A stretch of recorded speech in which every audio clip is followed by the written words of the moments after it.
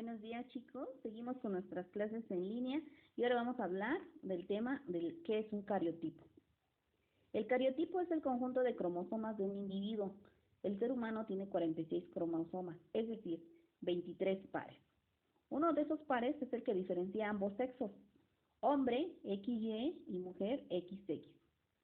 Los cromosomas contienen toda la información genética de un individuo. Por tanto, el cariotipo no es más que la forma en que se organiza y se ordena dicha información. ¿Pero para qué nos sirve el cariotipo? ¿Cuál es su objetivo? Los cromosomas de cada especie tienen una determinada estructura, tanto en tamaño, forma, como un bandeado propio cuando se tiñe en el laboratorio. Esto permite identificarlo, así como saber si está toda la información genética y en su correcto orden. Obtener el cariotipo de una persona nos permite saber si ese individuo tiene toda la información genética propia de la especie humana, o bien posee algún exceso o defecto. También nos permite conocer si está ordenada, es decir, cada cromosoma mantiene su estructura. Alteraciones, tanto en la estructura como en el número de cromosomas, puede producir problemas de fertilidad. ¿En qué consiste el cariotipo? Para obtener el cariotipo se debe realizar un análisis de sangre. A partir de este se realiza un cultivo de linfocitos en el laboratorio, mediante el cual los cromosomas se compactarán al máximo para poder identificar en el microscopio su número y su estructura. Una vez visualizados en el microscopio, se puede saber si existe algún tipo de alteración numérica o estructural. ¿En qué casos está indicado el cariotipo? Esta prueba es de gran importancia en pacientes que requieren una técnica de reproducción asistida, porque existe una mayor prevalencia de alteraciones cromosómicas en parejas con trastornos reproductivos que en la población general. Está indicada principalmente en casos de alteración seminal severa, fallo ovárico, esterilidad de origen desconocido o de larga duración, y parejas que sufren abortos de repetición o fallos de implantación recurrentes tras un tratamiento de FIV. ¿Cuáles son las alteraciones más frecuentes en pacientes con problemas de fertilidad? Las alteraciones cromosómicas más frecuentes en estos pacientes son anomalías numéricas, como el síndrome de Klinefelter, cariotipo 47XXY, o el síndrome de Turner, cariotipo 45X0, o bien otras alteraciones cromosómicas estructurales, translocaciones robertsonianas, inversiones y duplicaciones, etc. Las alteraciones estructurales pueden dificultar el embarazo, al provocar alteraciones en el seminograma en los varones o fallo ovárico en las mujeres. Pero también pueden dar lugar a abortos de repetición o fallos de implantación, bien de forma espontánea o tras un tratamiento de fecundación in vitro. Así, ¿qué hacer si el cariotipo está alterado?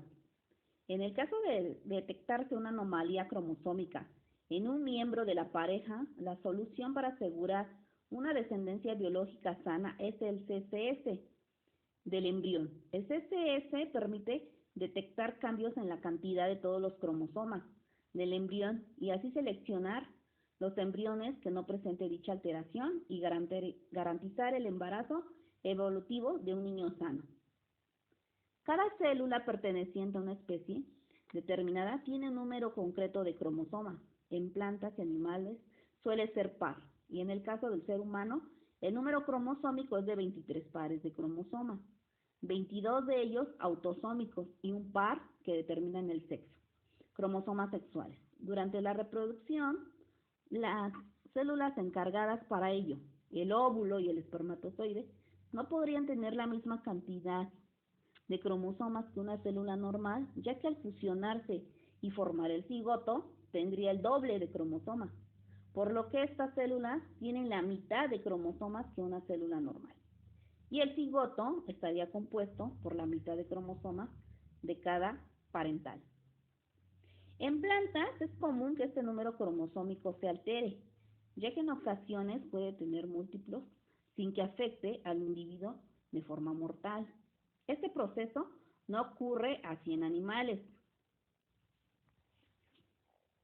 Así, podemos separar dos grupos de seres vivos según su número cromosómico. Haploides. En estas especies, todos sus cromosomas son diferentes y no se repiten. En este caso, el número cromosómico se representa por una N y se llama número haploide. En el siguiente grupo son los diploides. Son las especies que tienen dos cuerpos de cromosomas iguales, cada uno proveniente de cada parental. Al par se le llama cromosomas homólogos y su número cromosómico se representa como 2N y se llama número diploide.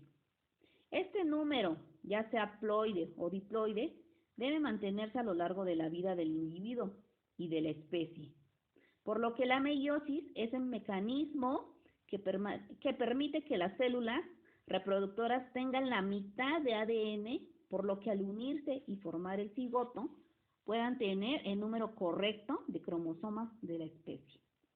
Sabemos que los cromosomas son estructuras formadas por ADN, que se encuentran ubicadas en el interior del núcleo de las células. Y estos tienen una estructura filiforme. Cada célula tiene un número fijo de cromosomas y cada cromosoma puede aparearse con otro semejante. Así, los perros tienen 39 pares de cromosomas para un total de 78. Estos se dividen en 76 autosomas y 2 cromosomas sexuales. Al igual que con otros mamíferos, el cariotipo de los machos es XY, mientras que el de las hembras es XX. A pesar de tener bastantes más cromosomas que los humanos, los perros tienen menos genes en general que nosotros. Los investigadores que han secuenciado el genoma canino han identificado alrededor de 19.000 genes de perro, en comparación con los 20.000 a 25.000 que se estima que conforman el genoma humano.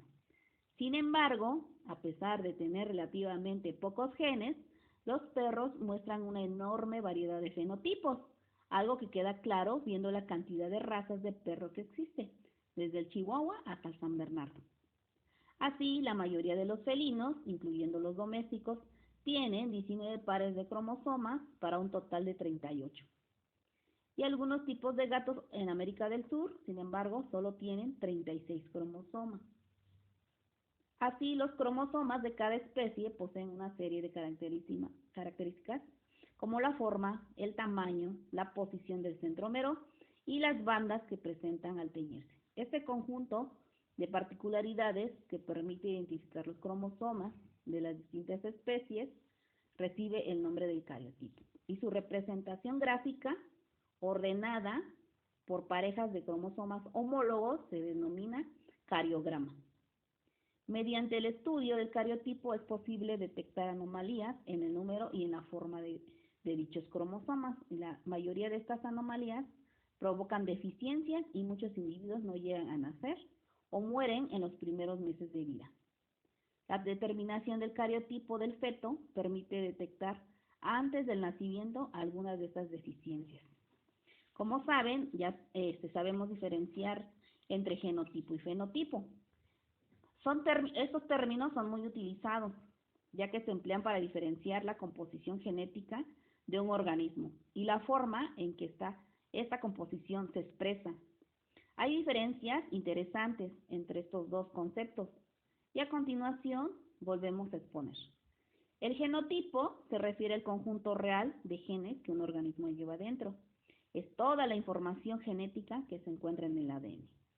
Básicamente el genotipo determina el tipo de rasgos que podrán observarse en el fenotipo.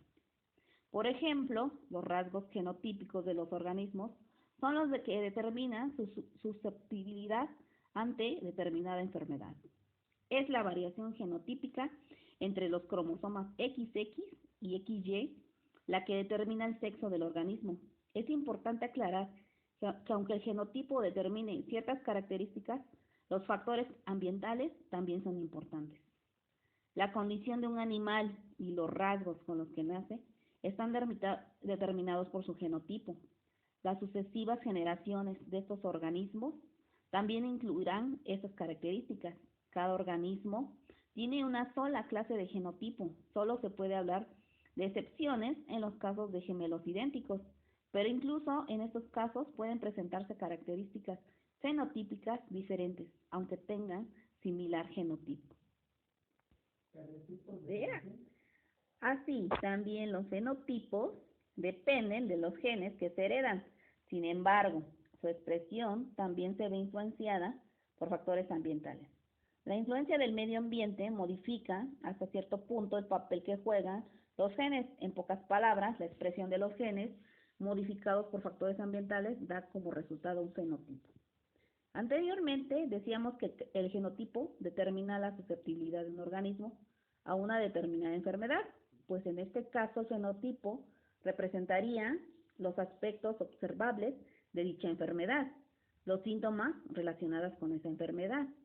En el caso de la variación genotípica entre los cromosomas XX y XY, cuando observamos las diferencias físicas entre un macho y una hembra, estamos observando sus características fenotípicas. Para concluir, los conceptos genotipo y fenotipo no son utilizados de una manera absoluta, sino que se usan para describir y explicar de una manera parcial ciertas características en los organismos. Espero que les haya servido esta información. Gracias, chicos.